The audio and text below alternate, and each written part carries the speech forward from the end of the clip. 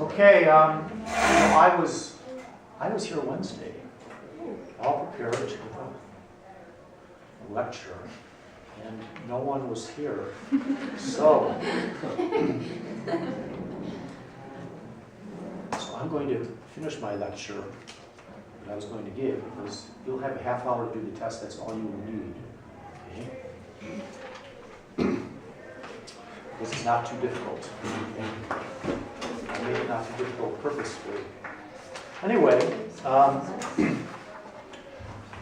that many-page sheet I gave you, okay, you can take that out. Okay. I just wanted to hit a couple of points that I never got to that I intended to get into. Okay. One of them is, because you have to be aware of this. If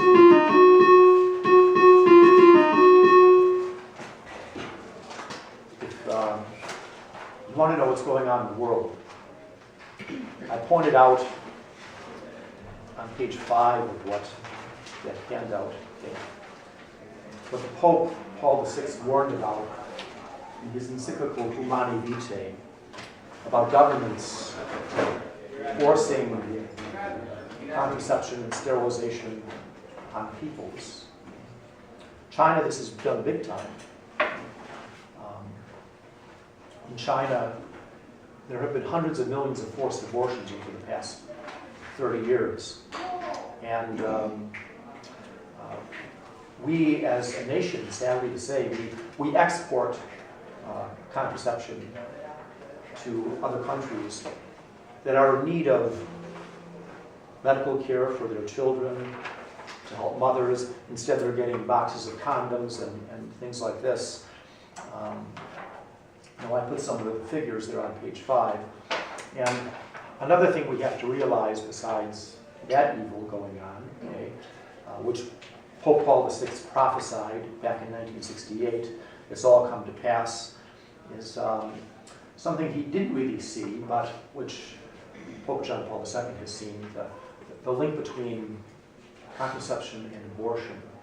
And really the center of attention, page 6, if you look at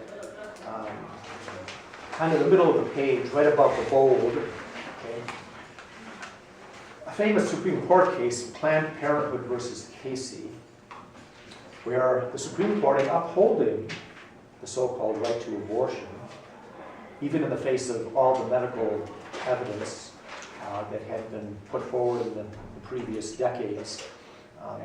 They upheld the right to abortion because, as the majority opinion says there, and I quote there, for 2 decades of economic and social development, people have organized intimate relationships and made choices in reliance on the availability of abortion in the event contraception should fail. So there you have it. Okay. Abortion is the backup for failed contraception. And this is really tied to women. Women have to be able to work and maintain their employment, so they need this. So that's the reason why we have, one of the main reasons why we have continued killing of unborn children in our country. Okay? And the last thing I wanted to point out, which I hope you read, but I'll just say it because I wanted you to hear it from my lips, in case you didn't read it. Okay? The link between the contraceptive mentality and the homosexual agenda or the gay agenda. There's really been a turnaround. 20 years ago, I was teaching a class like this. No one questioned in the whole high school, the immorality of, say, homosexual conduct and the proposal of 2 people of the same sex getting married. But there's been a change in thinking on this over the past 20 years. Well, truth doesn't change, and one of the reasons for this is people's acceptance of contraception. That's what Archbishop Myers, he ordained to be priest, by the way. Archbishop John Myers, he's in Newark, New Jersey now. And he said when people get the idea that sexual activity is not for children, well, basically anything goes then. And this paves the way for acceptance of immoral activity. Philip Lawler has a good quote there, which I end with. Okay? Many people forget, many are too young to remember, how radically the introduction of the birth control pill changed popular thinking, altered our approach to sexuality. Not long ago, moral leaders of every description condemned it, agreed that if the practice ever became widespread, it would lead to disaster. The head of the Supreme Court in the church, this church has the Supreme Court, and his name is Raymond Cardinal Burke. He was formerly the Bishop of La Crosse, Wisconsin, then he was the Archbishop of St. Louis, Missouri, and now he's in Rome, the head of the Supreme Court, the church's highest court. He just gave a talk last week where he said, basically society is doomed if they don't see the link between sexuality and human life. And it's such a fundamental moral issue. That's why I spent time on it. Okay? But I have another handout for you today, okay? Which I'm going to go over in about the next 20 minutes. Because I wanted you to hear this before some of you are on your merry way to South America, and then you will not be with me anymore. So, pass it back. Now,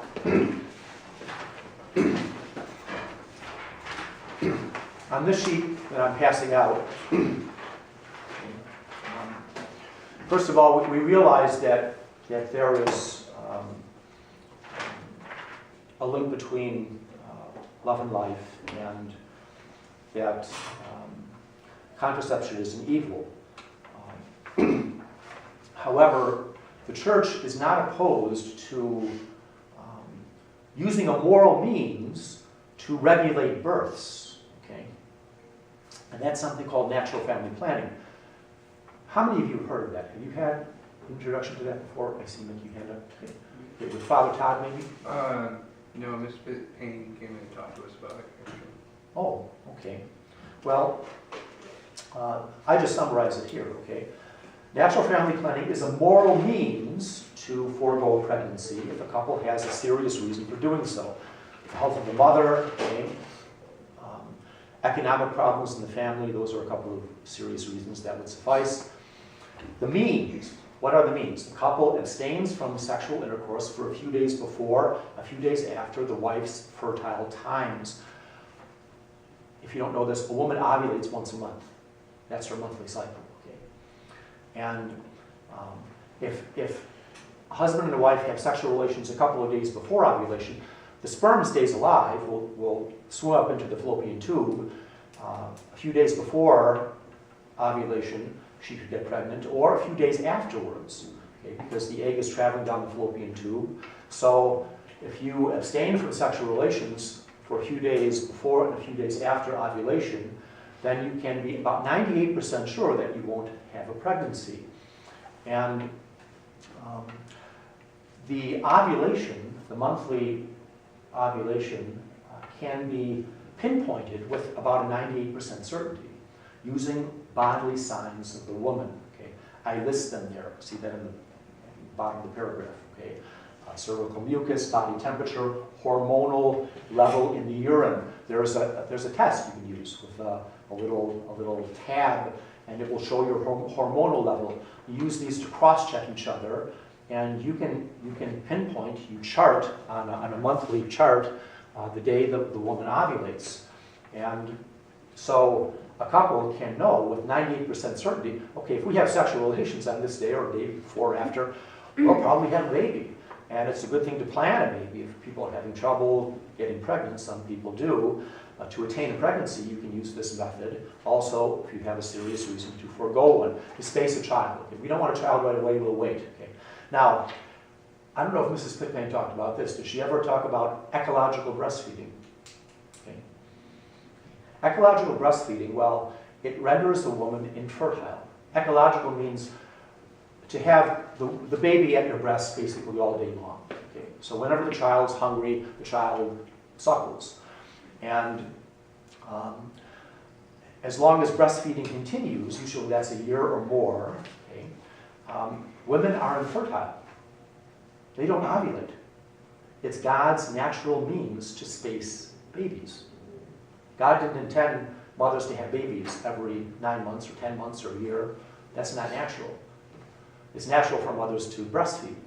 That's why women have breasts, okay, because that's the idea. Breastfeeding also has all kinds of positive health benefits for the baby, and but one of the effects on the mother is it renders her infertile. She does not ovulate. Once she stops breastfeeding, the ovulation returns, her fertility returns, like within a week or two. It'll return right away. One of the leading experts in the world on breastfeeding, her name is Sheila Kipley. She's a friend of mine. She's in Cincinnati, Ohio with her husband. They founded the Couple to Couple League. They promote natural family planning, but they also promote ecological breastfeeding. Most women now, if they're going into a doctor, if they're pregnant, they'll learn about breastfeeding. And Sheila Kipley is one to consult because her research over the decades really is enlightening to people and helpful. Okay. Now, you can't exclude life from lovemaking. That's what contraception is. That's what sterilization is. Because these two are linked. However, that's the next paragraph here. Because the unitive, love, and procreative life meanings of the marital act are inseparable by God's will and the very nature of the act, one cannot produce life apart from the marital act. That's the other side of this. What does that mean? Well, to separate the procreator from the unitive, create life, for example, here are some examples. In vitro fertilization, can't do this. You're creating life apart from the marital act and the marital embrace. You're creating life in a test tube, basically. You put the sperm and the egg together, you can't do that because you're separating the creation of life from human lovemaking. No, in God's design, you can't do this. And there's an additional problem with this. I mentioned it once before. Does anyone remember it? Okay. When you have in vitro fertilization, you're not creating one embryo. Usually it's 10 to 12. That's a common number. They'll fertilize 10 to 12 embryos. And you implant one of the embryos in the woman.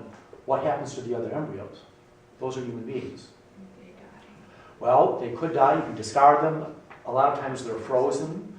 There are millions, literally millions, of frozen embryos right now in sperm banks. I put on the very bottom, at the bottom of the sheet, debated moral issue, what to do with frozen embryos. There are some moral theologians, they say you should let people adopt, because otherwise these human beings are in this frozen state. But see, then there's a problem with that. Well, it's not the natural mother who's adopting oftentimes. Okay? You're just going to let anyone go in and have a woman have an embryo inserted into her. Well, there's a problem with that because you're not the natural mother. So there are debated points here by moral theologians. Well, is it better to have the child grow and gestate in a woman who's not his mother, or just to allow the child to be frozen, to go on forever? We don't have a solution to this problem, morally speaking. The Catholic Church is not pronounced on this, but it's a problem because of what's happening with the frozen embryos, okay? Another example of creating life without love, cloning. We're at the cusp of cloning. I mean, they've cloned animals. They may be cloning human beings shortly. We can't do this. We cannot create human life apart from human love. They go together, okay? Artificial insemination. Now I say here, where the husband's sperm is obtained by masturbation.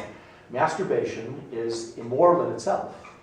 You can't do this in order to attain a good end. Okay? Can't do evil to attain good. So, however, okay, what the church allows, well, I wouldn't say the church allows this, but I'll return to this in a minute. Okay, the next paragraph. Infertile couples must use a moral means to attain a good end, conceive a child. There are good doctors out there. One is Dr. Hilgers. He's the founder of what he calls NAPRO technology at the Pope Paul VI Institute in Omaha, Nebraska. He has great success in helping infertile couples attain pregnancy using diet and hormone supplements for women. Okay? Just to give women different hormones. It helps them to ovulate. And he has greater success, oftentimes, than those couples that use in vitro fertilization. In vitro fertilization, for one thing, it's very expensive. There's a large failure rate, and it's very traumatic emotionally for couples. What he does is very good and natural. He's, to use hormones, supplements, that's fine. You can do this. Just to keep that in mind, if you know anyone who has a problem ever getting pregnant, go to the Pope Paul VI Institute, look up NAPRO technology, and he has great success in helping couples. Okay. Now, I say here the church also condemns artificial insemination by a sperm donor other than a woman's husband. Okay. Women are just going to a sperm bank and saying, I want to get pregnant. Well, no, then what is the problem with that? You don't even know who the father is, for crying out loud. Okay. The child has a natural right to have a mother and a father, natural mother and father. And if at all possible, we don't object to adoption, okay, but for a woman just to go into a sperm bank and say, I want to have a child and get pregnant, no, because you're separating the bringing about of human life, conception of human life, and gestation of human life from the marital act. Okay? So the church is against this, because these two things go together, love and life, remember that, okay? And however, artificial insemination is not condemned by the church where the husband uses a perforated condom, retains some sperm in the condom, you have holes in the condom, some of it goes out, some of it's retained, take it right away after the couple make love, go to the doctor, and sometimes see the man has a problem with a low sperm count. The sperm is washed, it's treated, and then placed up the woman's fallopian tube. Okay? The church has never condemned this. Okay? Artificial insemination by means of the husband, okay? Using a perforated condom. However, as you look in my next sentence, the basic rule in helping infertile couples attain a pregnancy, we can assist the marital act, but not replace it. See, in vitro fertilization, you're creating children in a test tube. That's replacing the marital act. Okay? A woman goes to a sperm bank. I want to get pregnant. That's replacing the marital act. When the husband uses a perforated condom, retains some sperm, takes it to the doctor right away, they treat it, and they place it up the wife's, into her fallopian tubes, okay? They inject it, okay? Are you replacing the marital act or just assisting it? This is debated by moral theologians. But the church has not condemned this practice, just so you'll know. The church doesn't condemn it. I don't like it. I think it's too separated from it, but the church has never said you can't do this, so it's still a debated question. Okay.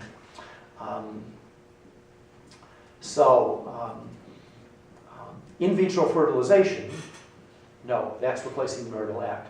The same with wombs for hire. You heard about this? Women, they're doing this in poorer countries now. Women who need money. I'll allow my body to be used. You have a couple that they're infertile. The wife can't have a child, so the man will take his sperm and have it injected into some anonymous woman who's being paid to be a womb for hire, basically. And then she gives birth to the child and then gives it to the married couple. Well, no, that's replacing the marital act as well. And it's kind of creepy, because the woman, she's carrying the child for 9 months. She's conceived this child outside of the marital embrace, by this man who's married to another woman, and then she's going to give up the child. See, some women have carried the child to term and say, well, I want the child. This is my child too, because it is partly her child. If it's her ovum that has resulted in conceiving this child. And so there are all kinds of moral problems with new technologies like this, okay?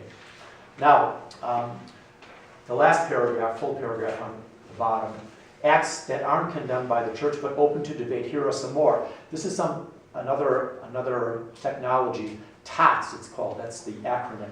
Tubal ovum transfer with sperm. A few eggs are removed from the woman's ovary. You can do that, okay? They'll go in, they'll take some eggs out of the woman's ovary. They're placed in the uterus where insemination takes place, usually with the man using a perforated condom. Again, it's not condemned by the church, but there's a separation in time and space from the lovemaking, okay? And then another means is called GIFT, gamete intrafallopian transfer, okay? The sperm is obtained with a perforated condom from the husband. The eggs are retrieved from the ovary. The sperm and egg are placed in a laparoscope, it's like a little tube, with air bubbles in between, okay? So the sperm and the egg are separate, okay? And then placed in the woman, up the fallopian tube, they inject it, okay? And there, hopefully, the sperm and egg will come together, you'll have a conception. That has not been condemned by the church either. But in my opinion, that's a little too separate from the marital act, even though a couple may engage in the marital act before this is done with a man using a perforated condom. It's still, it appears to me to be separating the marital act from the conception of life. Okay? But the church hasn't condemned these practices because they're kind of on the border. Okay? Anyway, what the church does condemn is replacing the marital act. You can't create kids in a test tube. You can't do this. You definitely can't, have another man place his sperm ovules into a woman and have a conception there because you're replacing the marital act with that. Okay? So those are our technologies, just some of them that are being used out there today. There are many more. But the basic rule is we can't create life apart from the marital act. We can't do that. Science can do it. Just because science can do it doesn't mean it's good and it's moral. So